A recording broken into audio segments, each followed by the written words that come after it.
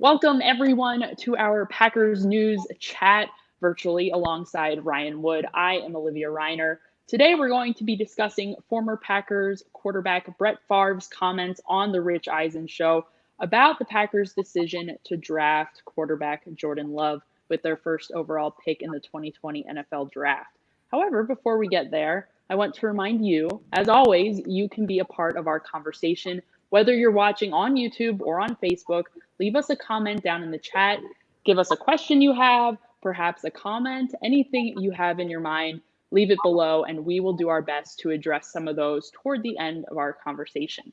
So, Ryan, let's dive right into it. And I want to set the groundwork for what we're going to be talking about today. As I mentioned, we're going to be discussing Brett Favre's comments.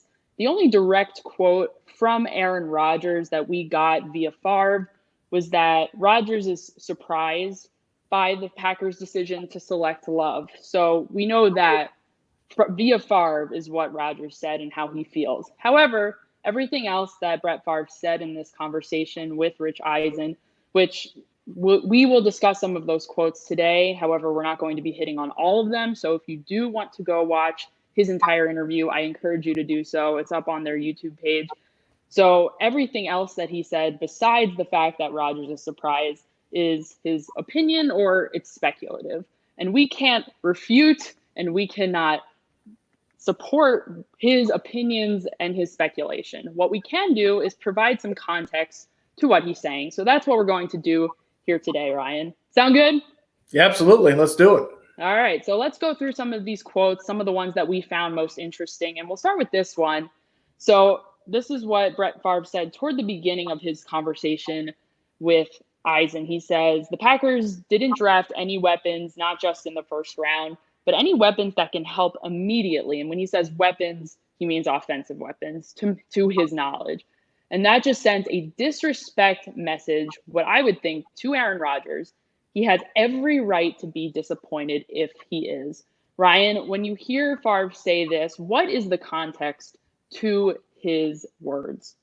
Well, clearly he thought that the Packers needed to draft a receiver, which I think he's got a lot of company in that camp. I certainly thought that, and I think most people thought that.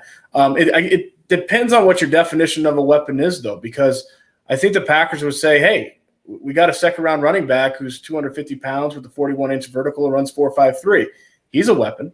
And Matt LaFleur certainly thinks that Josiah DeGuara in the third round is a weapon, a guy that can basically line up at any skill spot except for perhaps perimeter receiver and be effective from the same personnel grouping, which camouflages the offense and all that. So what's your definition of what a weapon is offensively? It kind of depends, and I think we know what Brett is talking about.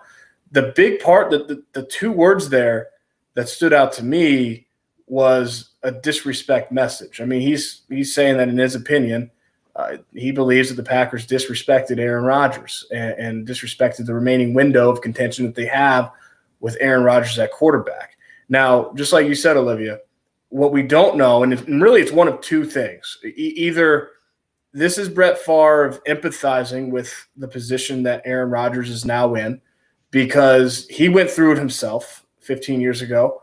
And over the course of the years, as Aaron Rodgers' career progressed, we know that their relationship got pretty close. It's a lot better than it used to be. And so this is either Brett Favre empathizing with someone that he can relate to very well, or it's part of the conversation that was discussed between the two of them, because we don't know what else was discussed between the two of them when they talked. We know that they talked, and we know that Aaron Rodgers expressed surprise. That's all we know. So it's one of the two, and it'll be very interesting when Aaron Rodgers does finally, break his public silence when he speaks for the first time, what he has to say. But right now, this is all we have to go on. It's true. The challenges of talking about this situation for years to come, who knows how long it's going to come, is that everything that anyone else says besides the key players in the scenario, besides quarterback Aaron Rodgers, quarterback Jordan Love, head coach Matt LaFleur, general manager Brian Gutekunst, the position coaches, besides those key players, it's going to be interesting to hear the speculation from everybody else, because that's what it is, unless it's coming from those key players' mouth or it's a direct quote of those key players coming from somebody else. Everything else is opinion and speculation. It's just interesting to consider. So let's move on to the next quote that I thought was quite interesting. And this is what Brett Favre has to say about the onus on Aaron Rodgers, whether or not it's there to be a mentor to rookie Jordan Love. He says, it's not his job to mentor Jordan Love. This discussion went on when I left Green Bay. It's not the head guy's job to mentor the next guy. That guy is ultimately there to take your spot. Now, if Jordan were to ask Aaron, can I watch extra film with you? I would be shocked if Aaron said no. I think he would go over and beyond to help, but he's not going to go out of his way, and I can't blame him. Ryan, what's the context here? Well, I think if you're in the camp that this is more Brett Favre empathizing with Aaron Rodgers than how Aaron Rodgers feels, this quote would lend some credence to that, because where have we heard this before? It's not his job to be a mentor. Where have we heard that before? Oh, yeah, 15 years ago from Brett Favre in his own situation. So in a lot, I mean, it's deja vu. He's repeating his stance of what he firmly believes is the starting quarterback's job, which is to win football games and not be a mentor to help the guy that is behind you take your job. And, you know, it's going to be interesting. You know, the other part of this too, it seems to kind of validate what Matt LaFleur said when he said that he thinks he's going to be a great mentor, because while it's not his job, the Packers would sure love to have Jordan Love watch film with Aaron Rodgers and to have that open line of communication where they can be in the same film room together and it's not a problem, and the young guy can learn from the Hall of Famer. So if that's the case, that would be what the Packers want. It's interesting. Another comment that Brett Favre made, kind of drawing some parallels to his own past there, is about, let's make sure I pull up the right one. This quote, he says, I can guarantee you this, and I don't know for this for certain, but I can guarantee you it's got the wheels turning in Aaron's mind, which, if that's the case, then that means there's a chip on his shoulder toward the organization that otherwise was not there. So all he needs is a reason other than this reason to expedite that. What does he mean when he says that it's got the wheels turning in Aaron's mind? Well, a week ago, there was no successor in place, potential successor in place, and now there is. And if, one of the things that my mind went back to was being in San Francisco after the NFC Championship game and hearing Aaron Rodgers really praise and extol Brian Gutekunst for going all in last offseason. In his mind, he made it very clear. He thought that the free agency splurge, getting the Smiths, getting Billy Turner, getting Adrian Amos, and then not only that, but even in the draft, going up and getting a Darnell Savage Jr. as a safety, as aggressive as they were, really addressing the entire roster last season. He thought that was a big part of what got them to where they were.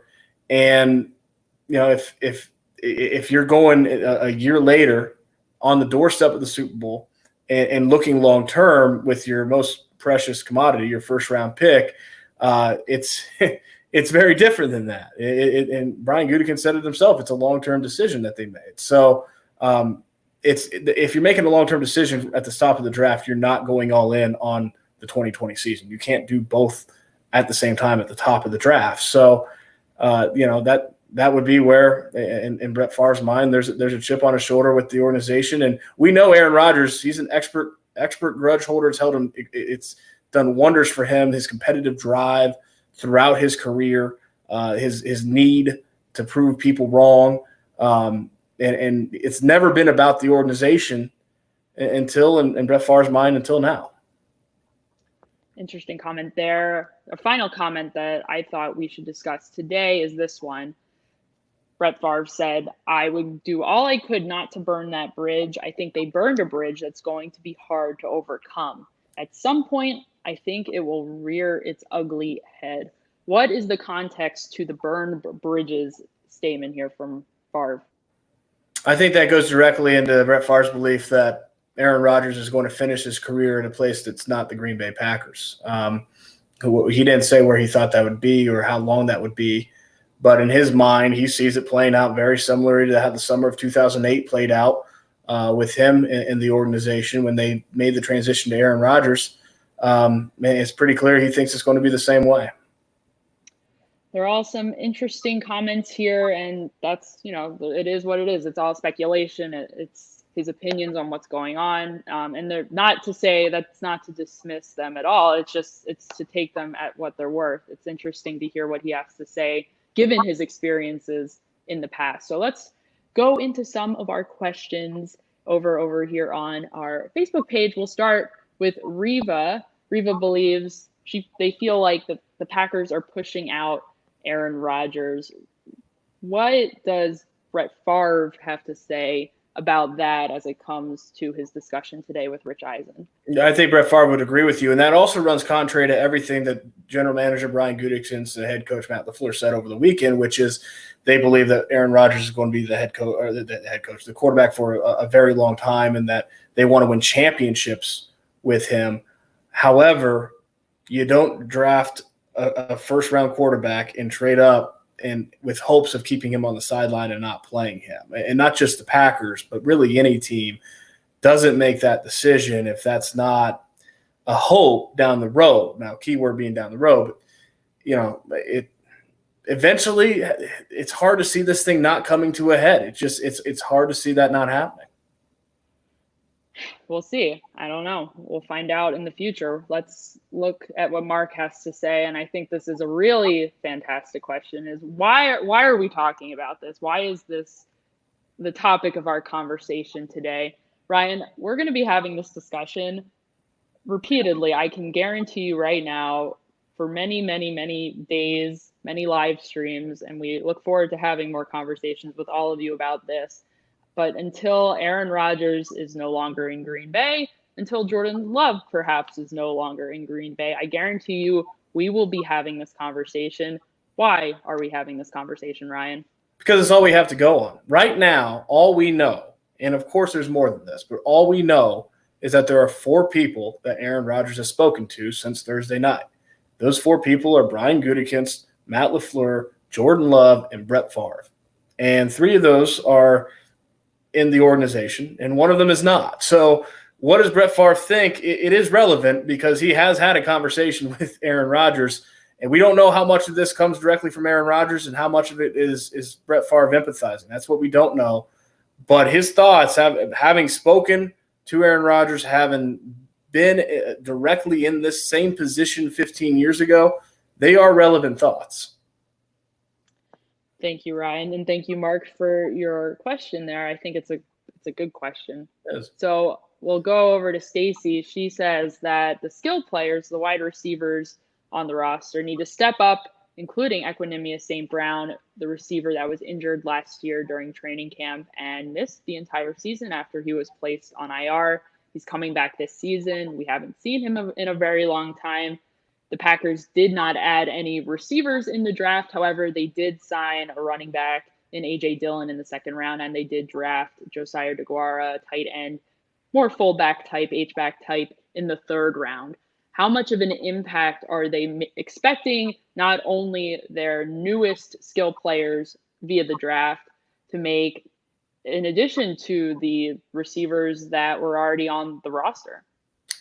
Yeah, no, there's no question that if they're going to add weapons, the type that Brett Favre is referring to, receivers to the offense, it's going to be internal improvement at this point, with the one exception being Devin Funchess, of course, and what he can do coming in after missing all last year will be something that we'll follow intently. I mean, that's the one new guy.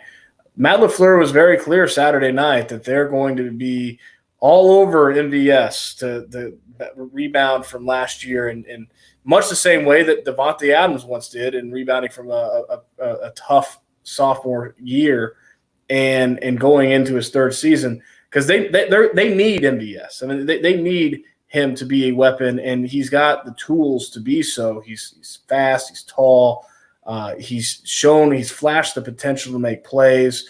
So that was the one guy that Matt LaFleur said that they're going to be all over him and coaching him hard to get him to be a place where he can be a contributor to this offense. But you're right. EQ as well, Stacey. I mean, that's another guy who missed all last year, and he showed some promise as a rookie. And if he can pick up where he left off and build on that, that's the type of internal improvement that we're talking about, that they really desperately need. Those 2018 receivers, that draft class, they'll certainly be looked to as a group that needs to step up in Equanimeous St. Brown and Marquez Valdes-Scantling. Ryan, we discussed this during the actual draft itself because our colleague Tom Silverstein brought it up in a post-draft press conference with General Manager Brian Gutekunst. And that question is the lack of drafting a wide receiver going to show more of an impact in a few years from now than it will this upcoming year? How much of an impact could a receiver drafted this year have made on this upcoming season versus what that receiver could have done hypothetically in 2 to 3 years from now? Well, it'd been less than most likely than 2 to 3 years. The thought going into this draft was that it's this type of rare draft where you could get a receiver to come in and contribute right away if it's in the early rounds, first round, second round, that they could be a contributor and a starter. And I spoke with one scout on Friday who said Packers will get a starting receiver in the second round. I mean, that was the belief within the scouting community, was that they had that type of class coming into the draft. But it's a very good point because long-term and 2, 3, 4 years, whenever the potential transition to Jordan Love comes, that's about the time that a receiver from this draft class, this really talented draft class, would be coming into their own and enter their prime. And you'd want to have a guy like that for a young quarterback to rely on. And that's not going to be the case because they didn't draft one from this class. So, that the long-term ramifications are also relevant when it comes to not taking a receiver as well. It's an interesting question, and it's something that we will continue to think about as the Packers continue over the next couple of seasons. Thank you, Stacey, for your thought here. We'll go to Zach. Zach asks, do you think that the Packers will use Jordan Love in the same way the Saints used Taysom Hill in the offense? Matt LaFleur, I'm pretty sure, was asked this after the draft, and he said he hadn't thought about it.